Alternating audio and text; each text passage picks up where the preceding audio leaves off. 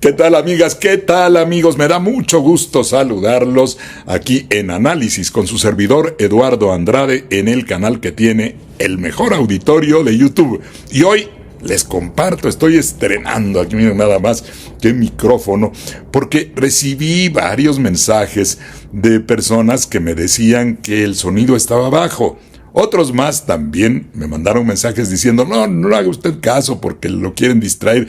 Pero yo lo que pensé es que el mejor auditorio de YouTube debe tener, pues, un tratamiento que esté de acuerdo con lo que se considera por parte de ustedes que debe ser atendido. Yo creo que un buen comunicador debe procurar, en la duda, dar el mayor beneficio para que las cosas salgan mejor, para que el auditorio que hace el favor de seguir estos programas pues tenga la certeza de que estamos pensando siempre en ustedes como el mejor auditorio de YouTube, y espero que este micrófono sirva. Además me recuerda a mis épocas en que trabajaba yo en la radio como locutor. Eran parecidos los micrófonos, nada más que a veces colgaban en la parte superior de la cabina, y sobre todo eso era muy útil cuando empezaba yo de locutor, era al mismo tiempo operador. Y entonces uno tenía que estar hablando, pero al mismo tiempo poniendo un disco. Se usaban tornamesas todavía, nada automatizado. Entonces tenía uno que poner la aguja arriba del disco y estar al pendiente del momento en que iba a entrar para abrir la llave del audio y que pudiera escuchar el auditorio. Así es que, pues, me ha traído también gratos recuerdos esta adquisición, con la mejor intención de que mejore la calidad de lo que ustedes reciben. Y vamos a los temas de hoy. Otra cuestión que tiene que ver con los mensajes que me han causado un poco de preocupación, me hicieron que reflexione más sobre este tema, en el que de manera apasionada, porque así soy, decía yo que es impensable que alguien quiera traer a México a una tropa extranjera para resolver nuestros problemas. Y hubo quien me dijo, es que usted no ha vivido este problema, es que no se da cuenta de lo que pasa en algunos lugares, en que las personas tienen miedo, en que son extorsionadas, en que están padeciendo esa circunstancia de un crimen desbordado en esos lugares. Incluso algunos más personalizados que me decían con cierto toque de odio, ojalá ningún familiar suyo sufra algún ataque del crimen. Y otro peor que ese, sí, dice, es que usted, me decía, usted que tiene guaruras, así textualmente venía el mensaje, y que tiene camioneta blindada, debo decirles que yo ni tengo escolta, ni tengo ayudantes, ni tengo camioneta blindada, y esto, afortunadamente le he pedido a algunos vecinos que den constancia de esa manera en la que yo vivo. Ahora que me voy a inscribir para buscar ser ministro de la Suprema Corte, creo que es importante lo que pueden decir los vecinos de uno, cómo vive, cómo lo han visto, cómo es su vivienda, etcétera. De manera que rechazo totalmente el que me digan que porque yo vivo en una especie de caja de cristal no me doy cuenta de lo que pasa. Por supuesto que me doy cuenta de lo que pasa. Estoy informado de lo que ocurre todos los días. Y es muy preocupante, es verdad. Y es un problema muy serio y hay que atenderlo. Y es un problema además que se extiende, y no es una justificación ni pretexto, pero se extiende por todo el mundo, incluso por los Estados Unidos. Yo me pregunto, de manera de veras lo más objetiva, primero algunas cuestiones como, ¿se han imaginado lo que es tener una intervención militar de otra nación? Miren, yo viví de cerca en el 68 la presencia de los tanques del ejército. Estábamos en la manifestación que encabezaba el rector Barros Sierra, veníamos por la calle de Insurgentes, tuvimos que dar vuelta a la altura de Félix Cuevas, porque allí estaban los tanques. Si ver los tanques del ejército propio le genera a uno un impacto terrible, imagínense lo que sería ver tanques, tanquetas, vehículos de un ejército de otra nación. Sí, miren, les confieso, yo todavía, a veces en la carretera, veo un convoy militar Y bueno, sabe que están haciendo un buen trabajo, sabe que ejercen una función, que realizan una función de servicio, por ejemplo, en desastres. Es un ejército admirable. Aún así, y no me lo negarán ustedes, seguro les ha pasado, ve uno el convoy y le entra no sé, una especie de cosquilleo, como, ¿de ahora qué hago? ¿Paso, no paso? Eso es con nuestros propios soldados, que sabemos que pertenecen a nuestro pueblo, que trabajan por él. Imagínense lo que sería con un vehículo extranjero lleno de soldados. Y de veras piénsenlo, quienes están creyendo que esa podría ser una solución, o quienes de manera es así muy interesada, eso de que digan que se quiere tipificar el delito de narcoterrorismo. Algunos también me han dicho, ¿y por qué no? Si es una situación que genera temor, sí, pero no es, en primer lugar, no es el terrorismo técnicamente hablando. Algunos me dirán, uy, usted es muy técnico, el asunto es que sí genera temor, sí genera temor efectivamente, pero eso no se va a resolver con una intervención extranjera. ¿Y por qué digo lo de la intervención extranjera? Porque, explicaba yo, en el derecho de los Estados Unidos, que sienten que tienen un alcance extraterritorial con sus leyes, se prevé que pueda intervenir en otro país si considera que hay una situación de terrorismo. Quienes están haciendo planteando esa intención, haciendo esa propuesta de que se tipifique como narcoterrorismo un delito, están abriéndole la puerta a la intervención extranjera. Y ya veamos también aspectos muy objetivos, porque otros me dijeron, ¿cuál soberanía nacional? Pues sí, hay una soberanía nacional de por medio, que tiene que ver justamente en que hay problemas, sí, los tenemos que resolver nosotros, no nos lo van a venir a resolver del exterior. Porque uno se preguntaría, y ahí les doy datos objetivos que estuve buscando, ¿los Estados Unidos han podido resolver su problema de violencia criminal? Las tasas de homicidios en muchas ciudades de los Estados Unidos son superiores, por ejemplo, a la que tenemos aquí en México. En nuestro país es de 24.9 homicidios violentos por cada 100,000 habitantes. San Luis, Missouri, en los Estados Unidos, 61 homicidios violentos. Esto es más del doble. Baltimore, de los Estados Unidos, 46.15 homicidios. Detroit, Michigan, 44.22 homicidios por cada 100,000 habitantes. Baton Rouge, Luisiana, 38.26. Cleveland, Ohio, 45.63. Kansas City, Missouri, 31.24. Memphis, Tennessee, 69.66. Chicago, Illinois, 24.30. Filadelfia, 22.47. Milwaukee, en Wisconsin, 24.2. Washington, la capital de los Estados Unidos, 40.7 homicidios por cada 100,000 habitantes, más que el promedio total en México. Indianápolis, Indiana, 23.5, Oakland, California, 18.79. Leí todas porque muestran la extensión de la criminalidad organizada en todo el país, de la costa este a la costa oeste, y eso nos da una idea de que allá no se ha resuelto el problema. ¿Por qué? Porque se ha de resolver el nuestro con la intervención de quienes no han podido hacerlo allá. Y hay otras cifras todavía más impactantes, porque esta que les di solo de homicidios.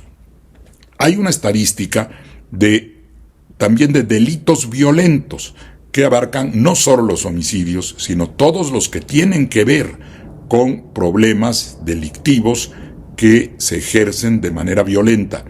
En Memphis, Tennessee, 2.418 delitos violentos por cada 100,000 habitantes.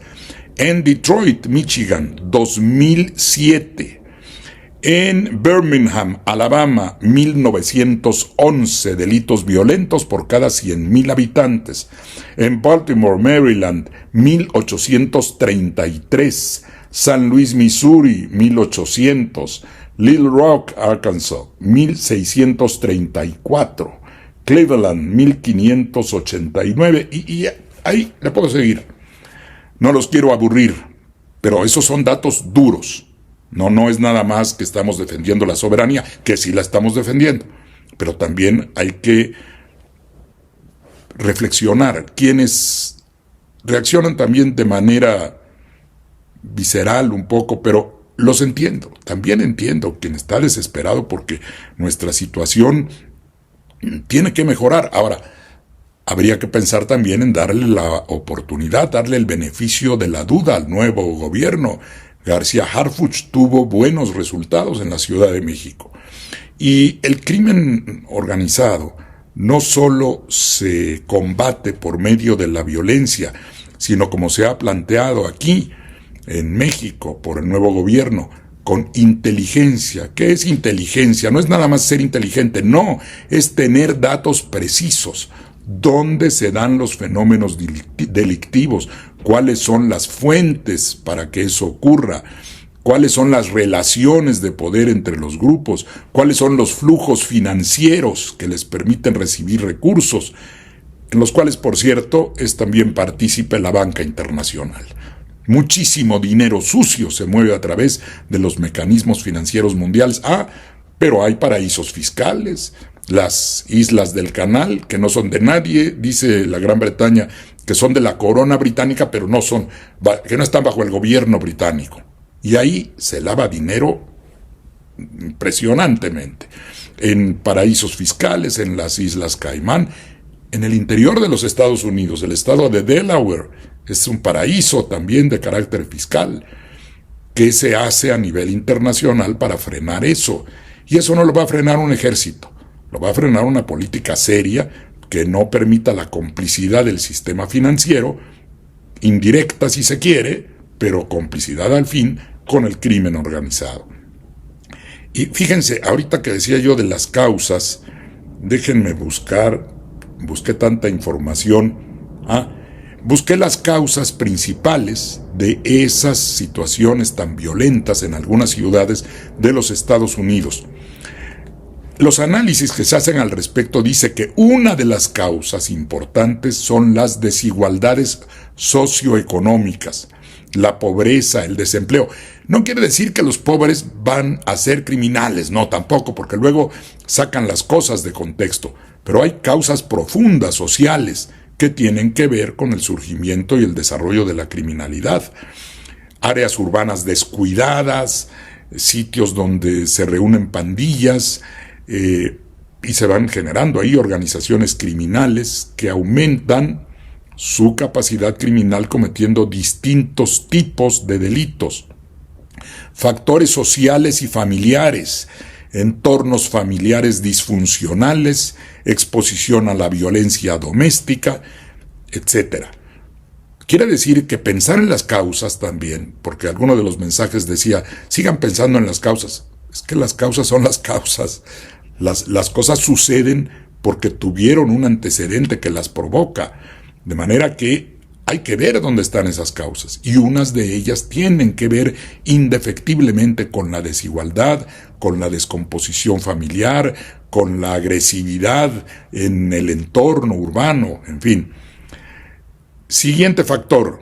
La presencia de pandillas y crimen organizados que se liga a lo que ya decíamos. Siguiente. Acceso a las armas de fuego. Claro, la criminalidad en los Estados Unidos está ligada a la manera como se venden allá con toda facilidad cualquier clase de armas. Pero esas son las que nos llegan también aquí. Esas son las que consigue la criminalidad organizada con otra complicidad, la de los vendedores de armas en los Estados Unidos, que México está tratando de combatir mediante una acción jurídica internacional que ha avanzado muy lentamente, pero ha avanzado.